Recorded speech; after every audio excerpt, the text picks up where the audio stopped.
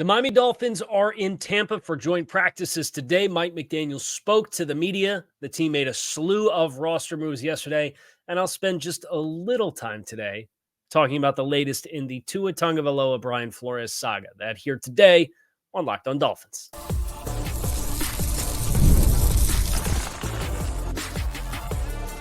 You are Locked On Dolphins, your daily Miami Dolphins podcast, part of the Locked On Podcast Network. Your team every day. All right, Miami. Welcome to another episode of Locked On Dolphins. It is your team every day here on the Locked On Network. I'm your host, Kyle Krabs, a lifelong Miami Dolphins fan, host of Locked On Dolphins, co-host of Locked On NFL Scouting. You can find our shows on YouTube or wherever you listen to your favorite podcasts. Tip of the cap to our everydayers, because it is your team every day. We don't just say it, we live it here on the Locked On Network. Today's episode of Locked On Dolphins is brought to you by Gametime. Download the Gametime app, create an account, and use code LOCKEDONNFL for $20 off your first purchase. Terms do apply. Miami in Tampa. Joint practices today. There's going to be some guys that are going to be problems for the Dolphins, especially in a practice setting where you're not scheming anything, and it's just, we're going to line up and play ball, right? I think about Big Vita Vea up front, first and foremost, for the Dolphins offensive line, and the strategy and the ideology of the Dolphins offensive line is well established, and it's very polarizing amongst a lot of Dolphins fans. But in a setting like this, where you got to line up against a dude like that, and you're not specifically scheming how to take him out of impacting him plays, my expectations for joint practice today is you're going to hear Vita Vea's name a lot. You're going to hear about pressure given on the Dolphins offensive line. And I'm okay with that under the understanding that how you are approaching practice is a nice challenge for your guys to continue to get better at the mano-a-mano element of the game that does not apply for the scheme and the strategy that would be applied to a regular season game. And whether or not you believe in the ideology that the Dolphins are applying or not, Mike McDaniel is responsible for creating this scheme. He believes in the things that he believes in off of this Shanahan coaching tree. So don't be surprised if you hear Vita Vea's name a lot. Now, I would say the matchups elsewhere, there's a lot of questions on the edge for Tampa Bay. Kalijah Kancey, quick-footed, second-year player, undersized interior lineman. I'm kind of more interested to hear how they handle Kalijah Kancey. Looking for who can win reps there. Yaya Diaby, Joe Tryon-Shoyinka, Chris Braswell. These are all young players. Logan Hall. These are young players playing defensive end or over top of offensive tackles for Tampa Bay up front. I think there's some healthy competition there with a lot of guys that have length and explosiveness, but maybe aren't the most refined players. How do you handle those matchups? But an elite player like Vita Vea, and knowing what he is, and knowing that the Dolphins, with Liam Eichenberg, with Aaron Brewer out, you expect Vita's going to disrupt practice a little bit. I'll just be honest. Make of it what you will. Now, Mike McDaniel talked to the media, and he said a little bit about offensive line in the competition. He was asked about guys that were going to play. He was asked about kind of the competition along the offensive line. Mike McDaniel did say some starters are going to play in the game on Friday, and alluded to battles that are left to be decided. I can't help but read between the lines there and consider the offensive line. Mike explicitly talking about the offensive line said there's some pretty competitive battles going on the interior. If I'm the fifth or sixth guy, my job isn't necessarily set on my role. He did say he feels good about the top portion of the offensive line. And if I'm the Dolphins, I do feel good about your tackles. I think you have guys who are in the process of changing your perception of who they are. Between Rob Jones, who didn't have his best game against Washington, a couple missed assignments from a where he went perspective in my assessment of the play. Liam trying to settle at guard, now back at center. Lester Cotton, through 2 preseason games, I thought has performed admirably in a way that I was ready to write him off, and he doesn't look like a player I should be ready to write off based off of the preseason game tape. And I know I was somebody who last season was ready to get anybody not named Lester Cotton in the lineup. I'm intrigued by what he's shown. None of those players have performed at as high of a level as Jack Driscoll has. So I expect those guys are going to get some run when looking for establishing chemistry and combinations. That's kind of my expectation for the offensive line. But the player that everybody's eyes are on was Tyreek Hill, who did not participate in yesterday's practice, had some kind of protective brace on his hand. Mike McDaniel was asked about that. And I know everybody's freaking out about injuries to the umpteenth degree. And Mike said, we kind of like with what's going on with Jalen Waddle. Could he practice right now? Yes. Are we going to practice him right now at risk of a more severe injury or something that's flared up right now, carrying it into the regular season? No, we're not going to put him in harm's way. And they're being like this with a lot of players. And they don't really care what us on the outside have to deal with as far as compartmentalizing what's a serious injury and what's not a serious injury and who's at risk of missing time and who's not. They don't care, right? So it's just whether you've got a hangnail, whether you got a thumb sprain, whether you got a tweaked hamstring, whether you got a sore rib or a sore shoulder, no matter how much, if it was in season, they're going to limit that wear and tear. And I know that there are those old school fans of you out there who despise that approach. And I understand why you feel the way you feel if you've been a long-term student of the game or long-term fan of the game. But we'll talk a little bit more about today's NFL and what works, what doesn't, when we get to segment 3. And we begrudgingly touch, it's a big enough story I have to talk about it. Touch on the latest in the Brian Flores saga, courtesy of some comments that Tua made on the Dan Le Batard podcast, which is coming up in segment 3. But first, the Dolphins made a number of moves yesterday. We're going to recap them for you here next on Locked On Dolphins. Stick with us. The NFL season is upon us, and with it comes the opportunity for you to get down to Hard Rock Stadium and check out a game. If you're thinking about going to games this season, you got to get your tickets through Gametime and take the guesswork out of buying tickets with Gametime. Between their all-in pricing, so there's no surprises when you put the tickets into your cart, the panoramic view so you know what sight lines you're getting when you buy your tickets, the Gametime guarantee. If you find cheaper tickets in the same row and section for less, Gametime will credit you 110% of the difference. You got to take the guesswork out of buying tickets with Gametime. Download the Gametime app, create an account, and use code LOCKEDONNFL for $20 off your first purchase. Terms do apply. Again, create an account and redeem code LOCKEDONNFL for $20 off. Download Gametime today. Last minute tickets for the lowest prices, guaranteed. Dolphins did a whole bunch of stuff yesterday. Signed 4 players. Made roster transactions with 4 players. So 4 new spots on the 90-man roster. Or I guess it's 92, 93, whatever it is right now. Dolphins placed Sean Harlow and wide receiver Willie Snead on the injured reserve list. That ends their season. They're done. Sean Harlow obviously had the scary lower body injury in the second half against Tampa Bay or against Washington. Walked off the field. The replay of that injury was ugly. I am not surprised that's a severe injury. Sending best wishes to Sean Harlow. Bum for him because he looked like he was somebody who could potentially lock in a roster spot and make some contributions if the Dolphins needed him to. Willie Snead, surprised that there was an injury there. Didn't necessarily see anything season-ending on the film. But that was somebody who I kind of had the expectation when he was signed that it was somebody to help you get through camp. There was familiarity. There was a lot of young guys that you're dealing with UDFAs, McGowan.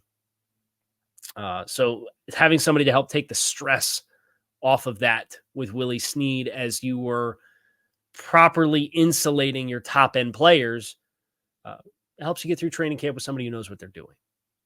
He's on injured reserve, so his season is over as well. They released running back Savon Ahmed. Seems like he hasn't been healthy in a year. Longtime member of the team, 7th round pick. kind of stuck. Or they got him off of waivers from San Francisco, I believe.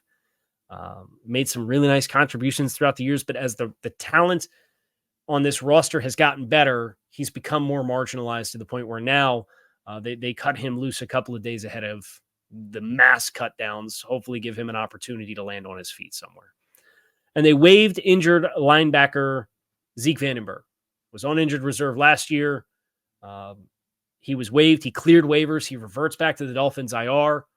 So this is now 2 seasons of Zeke Vandenberg kind of getting put in the incubator on injured reserve. They will carry him for the season unless they waive him with a settlement, and he will not play this year either. So those are the 4 players out for Miami.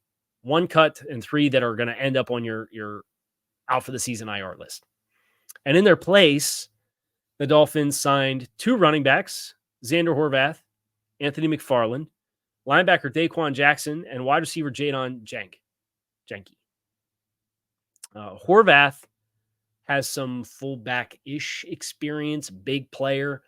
I expect all of these players are get you through last week at camp type of players. And hey, you can get to put yourself out there, have some game tape, you get to join practice, so maybe you leave an impression on Tampa Bay.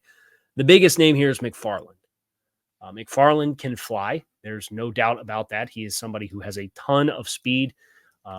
He has spent time in a couple of different places. He was in Pittsburgh, out of the University of Maryland. Not a big player, but I think he certainly fits the mold of what the Dolphins have gravitated towards. If there's any chance that he has to make a strong impression, he did do some special teams type stuff.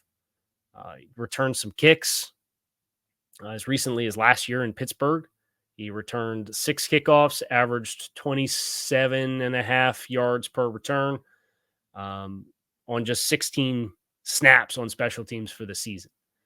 But these guys coming in, it's a churn of the bottom of your roster. So I have pretty tempered expectations for who was brought into the mix. The news for Miami is more so, I thought Harlow had a chance to make the roster. And that now makes it 2 guys that I thought had a chance to make it as O-linemen 8, 9, or 10, depending on how many they carry between Keon Smith and Sean Harlow. Thankfully, for the Dolphins' season outlook, they continue to not have guys projected to be starters. Now, the status of Isaiah Wynn's in question, but I'm not counting any chickens in that basket. I'm just not. It's an unhatched egg for me, and I've kind of resided to the idea that it's going to be Robert Jones going to be your starting left guard. And the battle, the unsettled battle, really is who's going to win the right guard spot. Whether that's Eichenberg or Driscoll. Right now, for me, it'd be Driscoll. But if I were this team, based off of losing 2 guys that I thought had a chance to make the 53, I am perusing the waiver wire. I know like Dennis Daly just got cut. I don't think that's a great fit for Miami. But there will be some guys that have had opportunities and played elsewhere that do get cut, that if I were the Dolphins, I would probably looking to maybe turn over 1 spot or 2 spots, especially if there's familiarity in the scheme and in the system. Maybe they still do swing a trade. I think the opportunity for big trades, I know James Daniels was a buzzy name there 2 weeks ago or 3 weeks ago, whatever it was, as potentially somebody that Miami would be knocking on the door for to try to make a move. Pittsburgh just placed Herbig on injured reserve, ending his season. So that means Zach Frazier's now penciled in as the starting center, as a 2nd-round pick out of West Virginia. But that loss of Herbig is like, hey, that's a utility guy that can play center and guard. That might make Daniels a little bit more attractive for Pittsburgh to keep, even though he's in a contract year as an expensive player.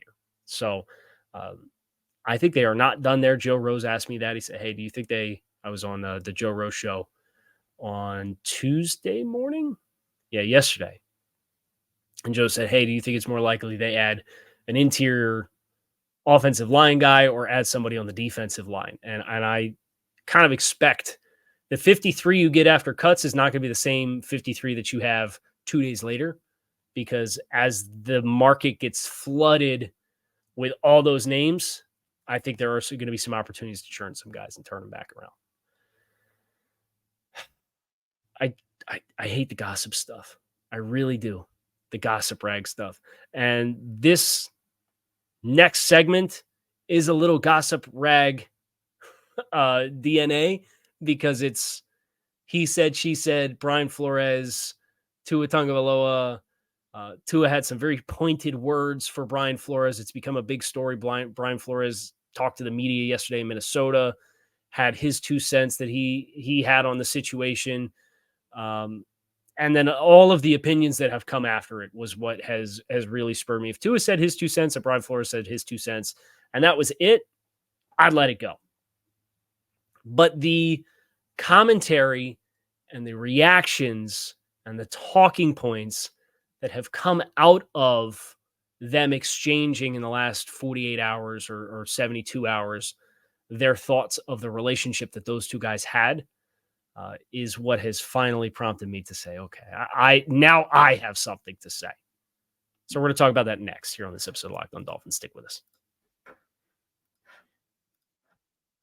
You've heard us talk a lot about FanDuel, America's #1 sportsbook. Well, we have a little something different for you. Now through September 22nd, all FanDuel customers can bet $5 and get a 3-week free trial of NFL Sunday Ticket from YouTube and YouTube TV. Then with a YouTube base plan, you'll be able to watch every regular season Sunday afternoon out-of-market game. All you need is a Google account and a current form of payment, and you can cancel at any time. Just visit FanDuel.com/lockedon to download America's #1 sportsbook. Okay. So if you missed it, or if you've been living under a rock, or you're not on social media, bless you if that's the case. I'm very jealous.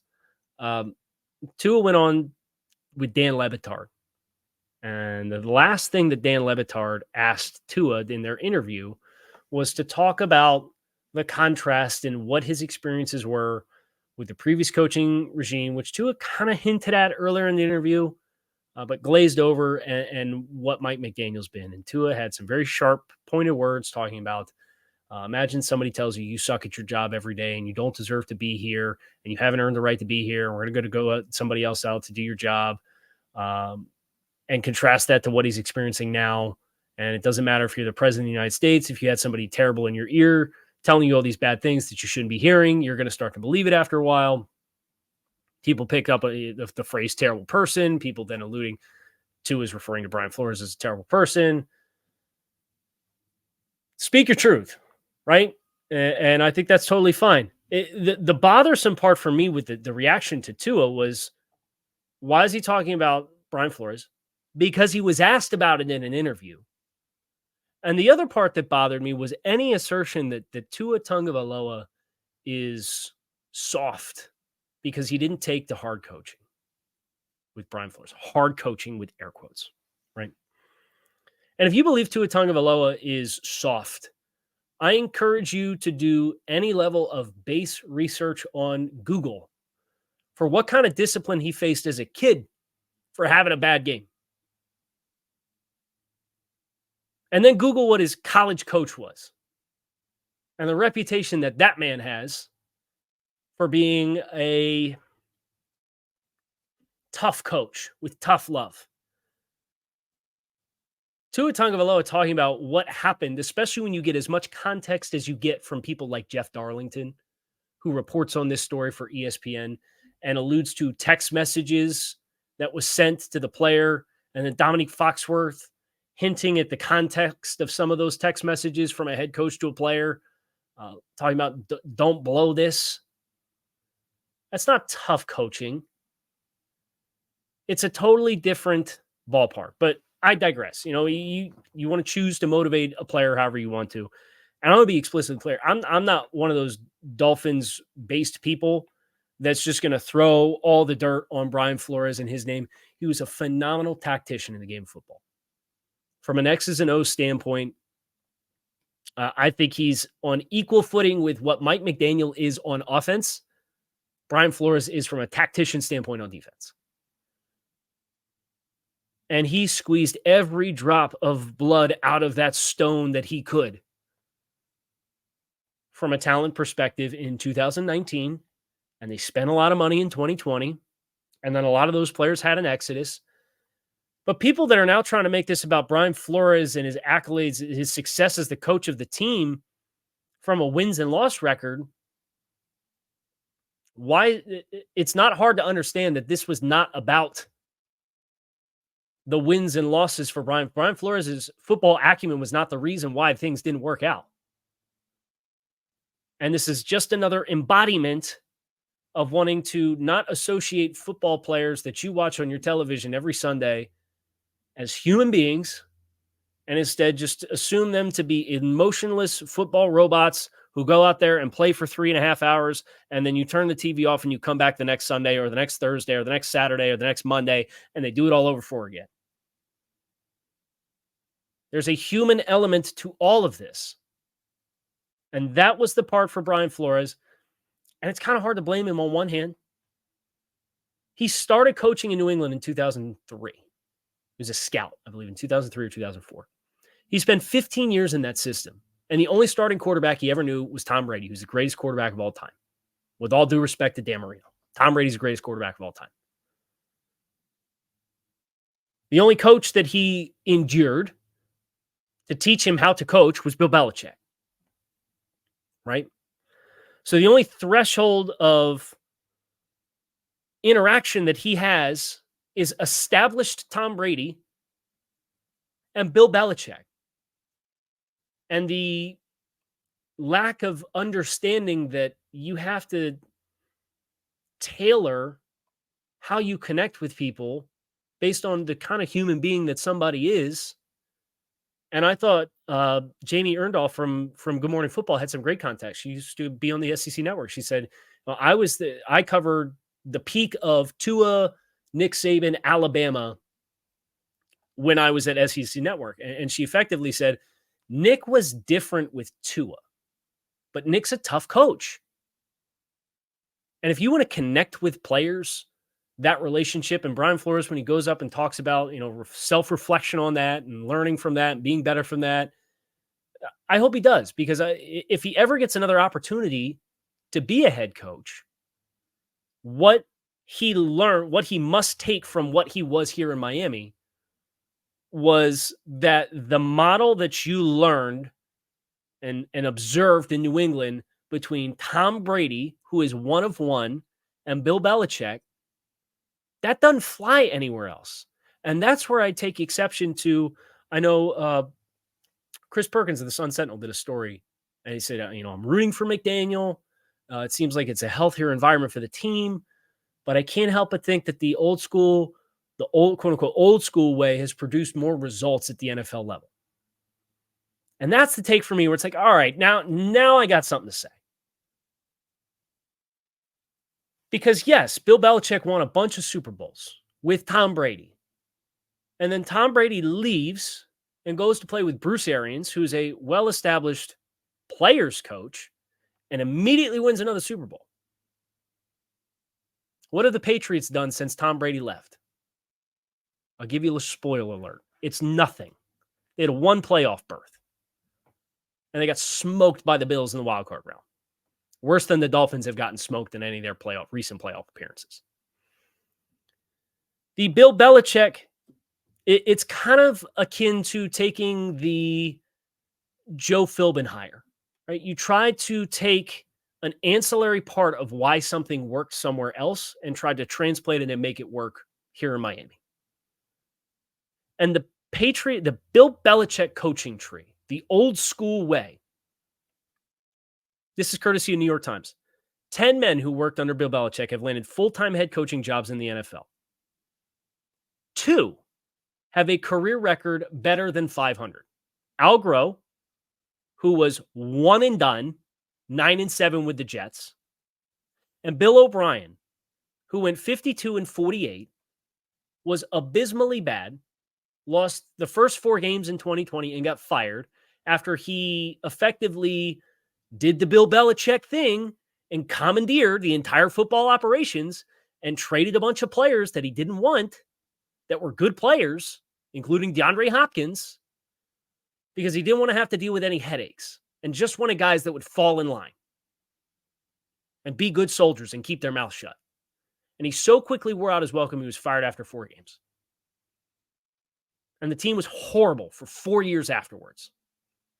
Speaking of, how about Eric Mangini, 33 and 47? Josh McDaniels, 20 and 33. Didn't make it 2 years in Denver, got hired by Indy, and then decided, nah, you know what? Even though I signed a bunch of guys to contracts to be assistant coaches here, they leave to the job somewhere else. I'm going to quit before I ever start the day before my introductory press conference. And then he goes to the Raiders, and he lasts a season and a half at best. Matt Patricia, 33 and 29. Joe Judge, 10 and 23. Brian Daboll looking real good after a 9-win season his first year with the Giants, now sitting at 11, 14 and 1. Romeo Crennel, 32 and 63. The win percentages, 33%, 41%, 37%, 31%, 30%, 44%. Shout out Brian Flores, 49%. Third best coach on this list. The fourth best coach on this list, Nick Saban, who notoriously was so cruel to his players in training camp who were having health issues lying on the floor that he walked over. And then he tucked his tail between his legs and ran back to college. Give me a break about the Patriot way and the old school coaching being something that's the results-oriented way. You want to know why old school coaching has the results history and track record that it does? Because the old school way has 100 years of NFL football behind it. It's not the way it is anymore.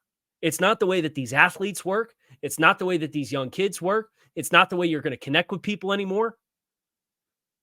Kyle Shanahan's certainly super collaborative with John Lynch over in San Francisco. How many NFC Championship game appearances do they have? Andy Reid, well-renowned players coach. How many Super Bowls do they have? Tom Brady left that environment and came to Tampa Bay with the players coach and Bruce Arians and immediately won a Super Bowl. Sean McVay, off the Shanahan tree, wins a Super Bowl, plays in another one. Give me a break about results with old school coaching in today's football. Give me a break. Because the reality of it is the body of work speaks for itself. Bill Belichick himself, without Tom Brady, I have the numbers, 83 and 104. Bill Belichick himself has a 45% win percentage in 11 years in the NFL without Tom Brady. The Patriot way worked because Tom Brady was willing to take a discount and play for pennies on the dollar to fill out the rest of the roster. The team did a really good job in targeting trades and getting players to come in and play on short-term deals. They'd let those players leave in free agency, parlay them into more draft picks with the compensatory formula, draft by volume on an annual basis, and then sign free agents after June 1st so they didn't jeopardize the compensatory formula with the extra picks that they were getting, and got those guys veterans on the cheap to play on short-term deals. And it all happened because Tom Brady was willing to eat crap from Bill Belichick for 15 years, read the books, watch the documentaries that have come out since, and play for cheap. That's the Patriot way. That's the Patriot way. That's why it worked. It's not because Bill Belichick was nose to the grindstone, hard-nosed football coach. Those days are gone. It's done. You can coach guys hard, and with due respect, and I hope I don't say too much here, but I've been to Dolphins training camp the past few years. I've heard Mike McDaniel jump down his team's throat after a practice when they play like crap. I've seen it firsthand. You might not associate Mike McDaniel with that, just like you might not associate Tua with having some teeth and digging his feet in the ground and saying, I'm not dealing with this anymore. But it doesn't make him soft. And there's a whole lot about this situation that casual fans from afar are not aware of, that just hear the quote and they assume, like they've made so many different assumptions about Mike McDaniel and Tua and the Dolphins as a team. Suck it up. Rub some dirt on it. Grow up. Be an adult. Don't be soft. Whatever. Do some research. Look at Google. I encourage you. Take 30 seconds. Take the 30 seconds it types you to type your knee-jerk reaction to a headline or a clip that's a 60-second clip from an interview when he was asked about a question. And instead of typing out a response, type something into Google and look something up and learn something before you guys start talking about what nonsense that you don't know what you're talking about. I'm not talking about listeners of this show. I'm not talking about Dolphins fans here. I'm not talking about you guys. But it makes me so frustrated that now I've said it and I'm going to let it go. And we're going to be focused moving forward on Tampa Bay and the Miami Dolphins season this year. That's going to do it for today's episode of Locked On Dolphins. It is your team every day. I hope you guys enjoyed. You can find us on YouTube or wherever you listen to your favorite podcast. Make it a great rest of your day. I'll be back to talk to you all again tomorrow.